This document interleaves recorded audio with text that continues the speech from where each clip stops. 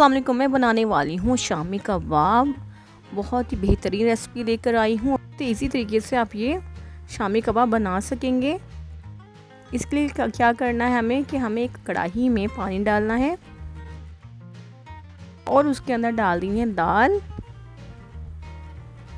Chicken, प्याज, 1 चम्मच ginger garlic paste में ऐड किया। याद रखिएगा कि चिकन की क्वांटिटी ज़्यादा होती है और दाल की कम। अच्छा जी, कुटी हुई लाल मिर्च और गरम मसाला, ज़ीरा, धनिया और नमक और हल्दी ऐड करके इसको अच्छी तरीके से मिक्स कर लेंगे। ये जो पानी हमने ऐड किया है ये बिल्कुल खुश्क हो जाना चाहिए। ये देखिए पानी बिल्कुल खुश्क हो गया और ये कुछ इस तरीके से बन गया है।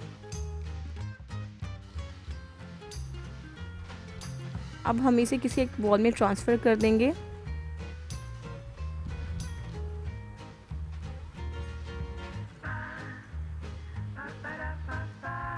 और 2 टेबलस्पून मैंने धनिया का पेस्ट ऐड कर दिया।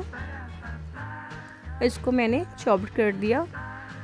चॉप्ड करने के बाद इसमें 1 अंडा मैंने ऐड कर दिया। इसको अच्छी तरीके से मिक्स कर लेंगे।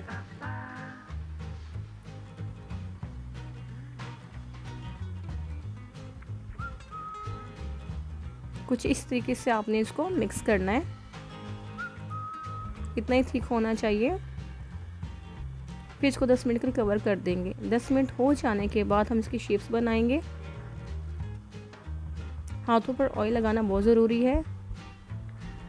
अब इसके ऐसे गोल गोल करके इसकी शेप बना देंगे और उंगलियों की मदद से इसे प्रेस कर देंगे। ये देखिए जी, ज़बरदस्त ही शेप बन गई है।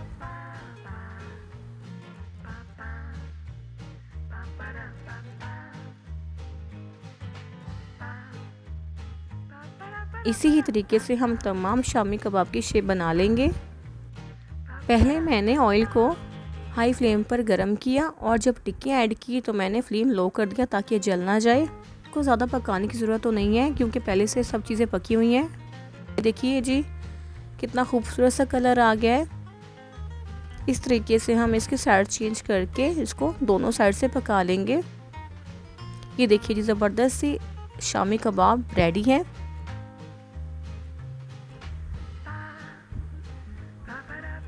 माशाल्लाह कितना खूबसूरत सा कलर आया, कितना ज़बरदस्त लग रहा है।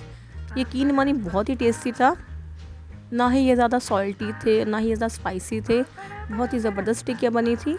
अगर आपको रेसिपी पसंद आई हो तो लाइक शेयर ज़रूर कर देना।